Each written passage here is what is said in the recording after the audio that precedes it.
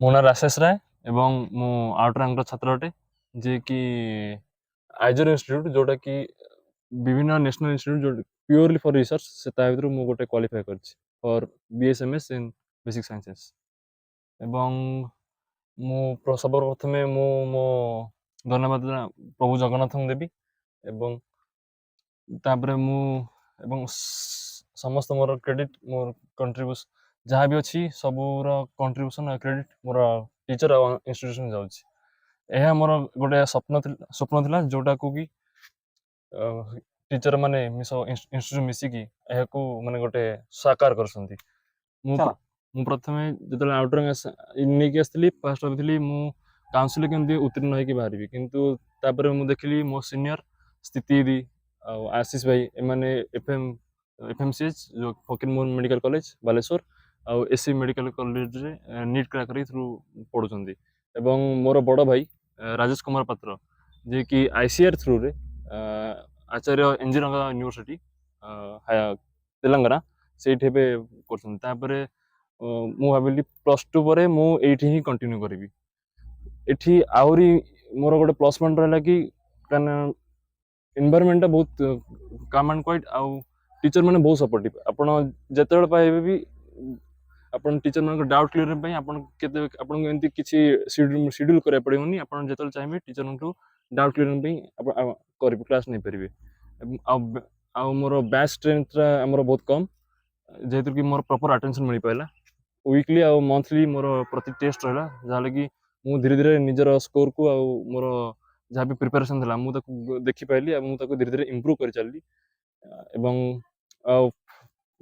ଆଉ ସବୁଠୁ ବଡ଼ ମୋର ଇଏ ରହିଲା ସବୁ ଟିଚର୍ ମାନେ। ଯେତେବେଳେ ବି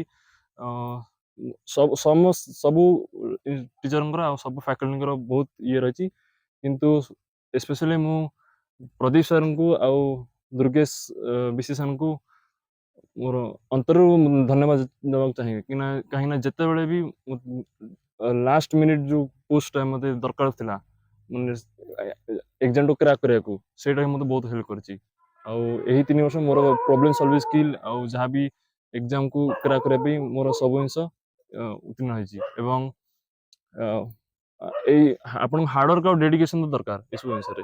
ଆଉ ଆପଣ ଗୋଟେ ବିଶ୍ୱାସ ନେଇକି ଚାଲିବାକୁ ପଡ଼ିବ, ହଁ ମୁଁ କରିବି। ମୁଁ ନିଜର ବାପା ମା' ହଉ, ନିଜ ଗୁରୁମାନଙ୍କର ଏବଂ ଅନୁଷ୍ଠାନର, ମୁଁ ମୋ ଅଞ୍ଚଳ ଯେଉଁ ଆସିଛି ତାର ମୁଁ ଏଇଠୁ ଯାଇକି ମୁଁ ଆଙ୍କୁ ଗୋଟେ ପ୍ରାଉଡ୍ ଫିଲ୍ କରିକି ମୁଁ ଗୋଟେ ନ୍ୟାସନାଲ୍ ଇନଷ୍ଟିଚ୍ୟୁଟ୍ ଯାଇକି ସେଠି ବି ମୁଁ ଆହୁରି ମାନେ କିଛି ଫାଷ୍ଟ ଗୋଟେ ଭଲ ରାଙ୍କ ହୋଲ୍ଡ କରିକି ମୁଁ ଆହୁରି ରିସର୍ଚ୍ଚ ଲାଇନ୍ରେ ଆହୁରି ଆଗମ କରିବି।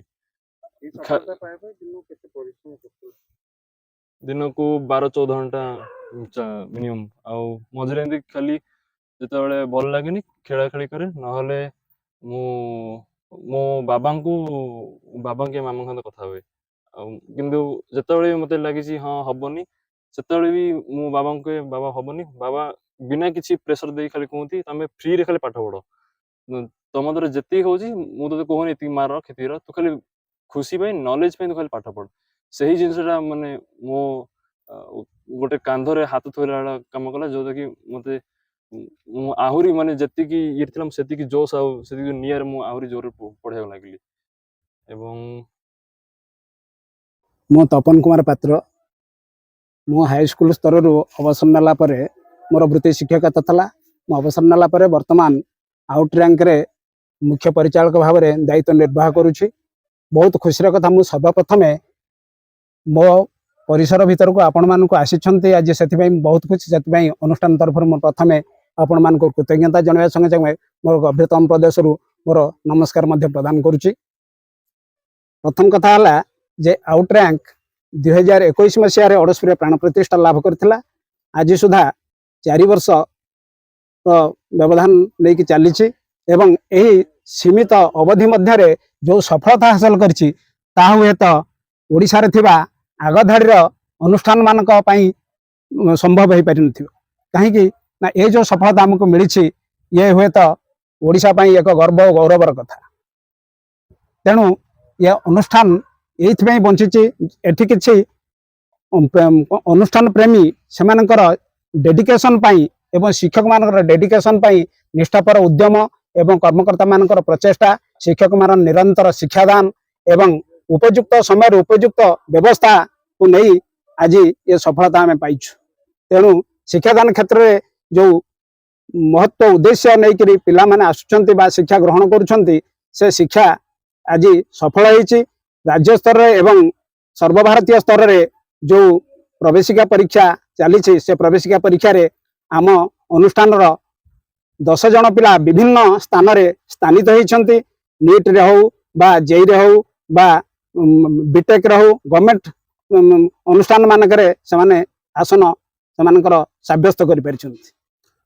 ହଁ, ମୋ ପୁଅର ସକ୍ସେସ୍ ପାଇଁ ତ ମୁଁ ନିଶ୍ଚିତ ଖୁସି। ଆଉ ତାକୁ ମୁଁ କେବେ ପ୍ରେସରାଇଜ୍ କରିନଥିଲି ଯେ ନାଇଁ ତୁ ଏତିକି ନମ୍ବର ରଖି ପଢ଼, ସେତିକି ନମ୍ବର ପଢ଼। ତାକୁ କହିଲି ତୁ ଯାହା ପଢ଼ୁଛୁ ଖୁସିରେ କର। ଓ ତାର ବେସିକାଲି ତାର ଇଚ୍ଛା ଥିଲା କି ରିସର୍ଚ୍ଚ ଲାଇନ୍ରେ, ଆଉ ସେଥିପାଇଁ ସେଇ ଅନ୍ୟ ଗୁଡ଼େ ସେ ବି କ୍ୱାଲିଫାଏ କରିଛି। କିନ୍ତୁ ଏଇଟା ଯେହେତୁ ନ୍ୟାସନାଲ୍ ପ୍ରେଜେନ୍ସ ଭଲ, ଇଣ୍ଟରନ୍ୟାସନାଲ୍ ଲେଭେଲ୍ ତାର ବ୍ରାଣ୍ଡ ମାନେ ଇଏ ଅଛି, ପ୍ରେଜେନ୍ସ ଅଛି। ସେଥିପାଇଁ ଚାହିଁଲା କି ନାଇଁ ମୁଁ ଏଇଟା ତାକୁ ବେସିକ୍ ସାଇନ୍ସ ପଢ଼ିବା ପାଇଁ ସାହାଯ୍ୟ କରିବ। ଯେହେତୁ ବେଶୀ ମାଥମେଟିକ୍ସ ଆଉ ଇକୋନୋମିକ୍ ସାଇନ୍ସରେ ପଢ଼ିବା ପାଇଁ ବହୁତ ଇଚ୍ଛା, ସେଥିପାଇଁ ସେଇଥିରେ କଣ୍ଟିନ୍ୟୁ କରିବ।